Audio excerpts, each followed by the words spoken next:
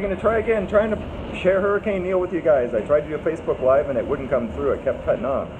So we're on a balcony on one of the top floors at a condo in Cabo San Lucas, and winds are blowing like crazy. All night these doors were buffeting back and forth with the winds blowing. And I'm gonna go outside now to check so you can see what it's like out here.